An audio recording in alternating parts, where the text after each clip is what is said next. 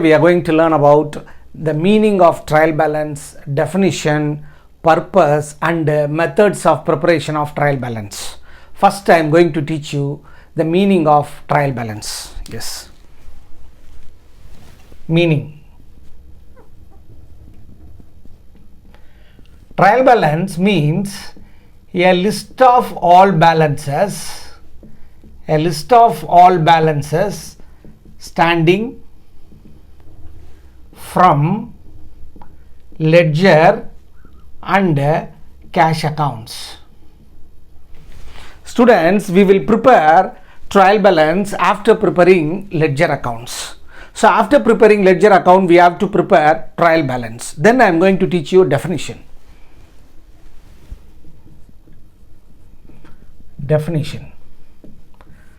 Trial balance is a statement. Trial balance is a statement, not an account. Trial balance is a statement prepared. Trial balance is a statement prepared with debit and credit balances of ledger accounts to check arithmetical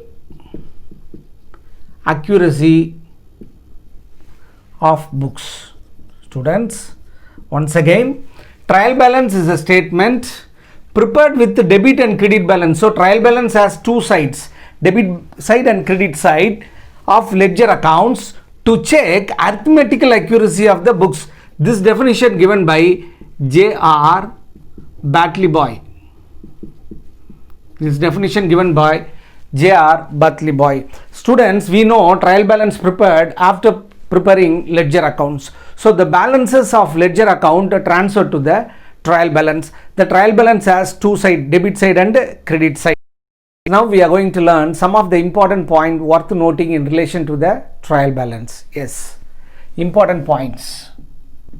Listen carefully. Important points worth noting in relation to the trial balance. 1. Trial balance can be prepared. Trial balance can be prepared only after preparing ledger accounts. 2. In trial balance, personal, real and nominal, that means all accounts are to be recorded. 3. Trial balance to be prepared. Trial balance to be prepared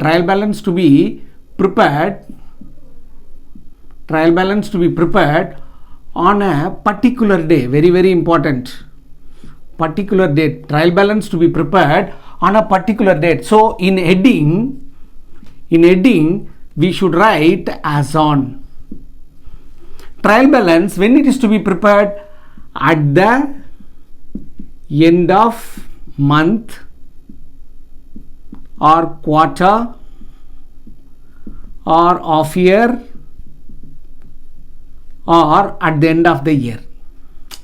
Trial balance prepared at the end of the month or at the end of the quarter or at the end of half year or at the end of the year. Okay. Trial balance has two sides. Trial balance has two sides, namely debit and credit. Both sides total must be equal. It never mean that there is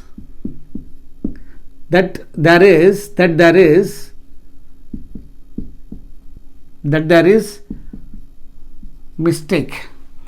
It has two sides, namely debit and credit. Both sides must be, total must be equal. It never means that there is no mistake in accounting. No mistake in accounting. Since the trial balance not disclosed some errors. So the trial balance should agree. If it is agree, we cannot say that trial balance is correct. It may have some error. Okay. Then fifth one, the main purpose of preparing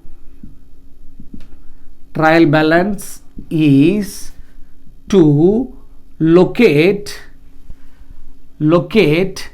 errors in accounts. Error in accounts. Then we are going to learn methods of preparing trial balance. Next we are going to learn methods of preparing trial balance. There are three methods. We have three methods of preparing trial balance. One, balance method. First one, balance method. Second one, total method. Third one, total and balance method. Total and balance method. So we can prepare trial balance in three methods: balance method, total method, and total and balance method. Out of these three methods, the first method, balance method, widely used in the business world. Students, what is balance method? The ledger balances. That means the opening balance of subsequent month. The opening balance of subsequent month are to be transferred to the trial balance. Now we'll see one problem relating to the trial balance. See one problem in relation to the balance method. Here the opening balances of the subsequent month are given. We have to record in the trial balance. For that we have to use one formula. Trial balance has two sides, namely debit and credit. In debit side we have to write expenses and assets. Credit side we have to write incomes and liabilities. Okay students, now I am going to explain about the format of trial balance under balance method. So the heading, trial balance of Mr. Balaraman as on 31st December 2017. First column is serial number, second column particular, third column ledger folio, fourth column debit, fifth column credit. Now the balances are given. 1. Capital. Capital is a liability. So liability should be recorded in the credit column. How much? 2,20,000. Then second one, drawing is an asset. It should be debited. Next, third one, furniture. Furniture is an asset, debit 63,500. Next we have stock, opening stock. It is an expense, debit, value 62,050. Next we have bills receivable. Bills receivable is an asset, debit. Next we have bills payable. Bills payable is a liability, it should be credited. We should be very careful about this. Then 7, purchases. Purchases is an expense, debit. Then 8th, sales is an income, credit, 1,35,450. Then 9th, discount allowed. Discount allowed is an expense, debit. Next 10th, discount received is an income. Discount received is an income, credit.